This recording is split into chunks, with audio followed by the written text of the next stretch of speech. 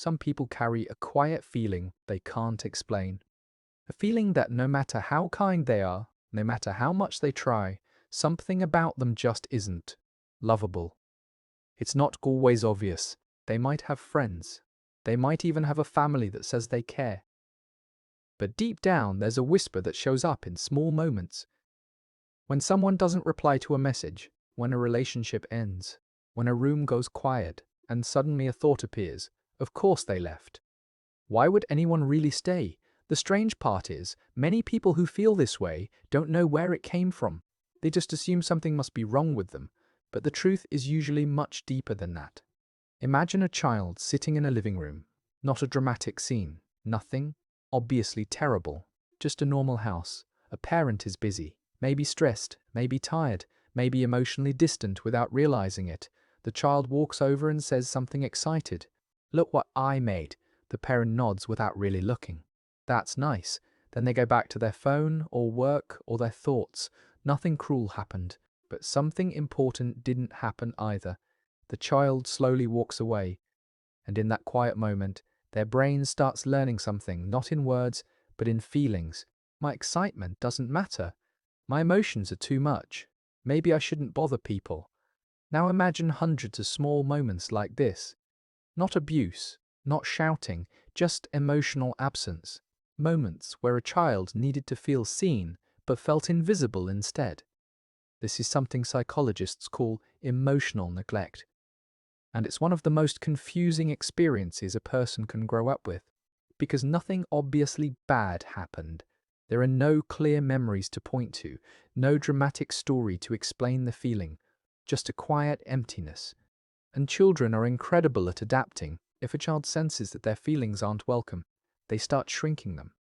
They become the easy kid, the quiet one, the independent one, the one who never causes trouble. At first, adults praise this. "You're so mature. You're so easy. You never complain."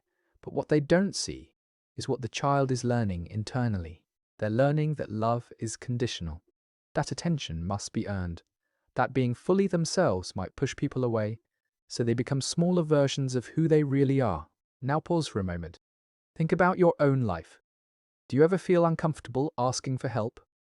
Do you apologize, even when something isn't your fault? Do you sometimes feel like you're bothering people just by existing? If any of that feels familiar, it might not be your personality. It might be an old survival strategy, one you learned very early. As those children grow up, they often become extremely thoughtful adults. They notice everyone's emotions. They try to make people comfortable. They give more than they receive. But something strange happens in relationships. Even when someone genuinely cares about them, they struggle to believe it. Compliments feel suspicious. Kindness feels temporary. And deep down, they prepare for the moment love disappears. Not because they want it to, but because part of them expects it. It's like their brain is constantly scanning for proof that they are too much or not enough. Let's look at a real-life example. Someone sends a message to a friend. Hours pass. No reply. Most people might assume the friend is busy. But someone who secretly feels unlovable may start thinking differently. Maybe I said something wrong. Maybe they're annoyed with me. Maybe they're starting to pull away. Their mind begins filling in the silence with rejection, and by the time the friend finally replies normally, the damage is already done inside their head. This pattern can quietly shape relationships for years. Another example shows up in romantic relationships. Someone meets a partner who genuinely likes them. At first, everything feels exciting, but slowly, a strange anxiety appears. They start wondering, how long until they see the real me? How long until they lose interest? How long until they realize I'm not worth the effort?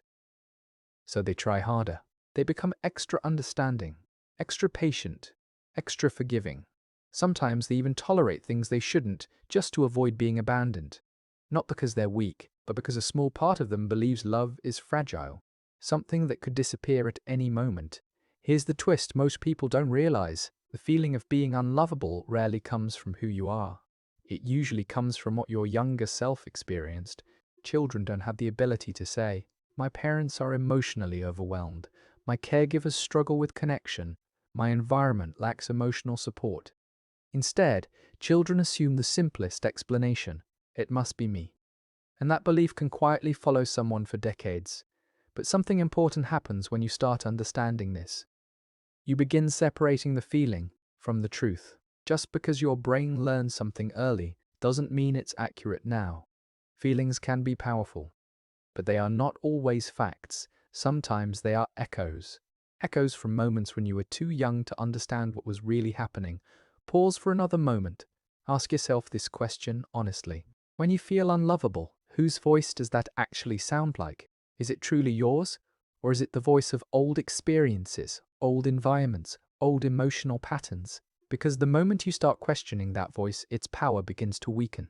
The people who secretly feel unlovable are often some of the most caring individuals you'll ever meet. They notice the lonely person in the room. They remember small details about others. They try to make people feel included. Ironically, they give the very thing they needed most growing up. But here's the realization many of them eventually reach. The problem was never that they were unlovable. The problem was that the people around them didn't always know how to show love in the way they needed. And when you understand that, something shifts. You stop asking, "What's wrong with me?" And you start asking, "What did my younger self need that they didn't receive?" That question changes everything, because once you see the origin of the feeling, you stop treating it like a personal flaw.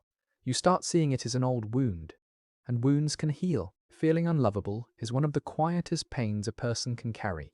Most people never talk about it.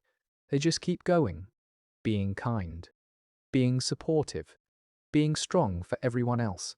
But the truth is this: the child who once felt unseen, the person who learned to shrink themselves, the adult who still wonders if they're too much, was never unlovable. They were simply waiting for someone, including themselves, to finally see them.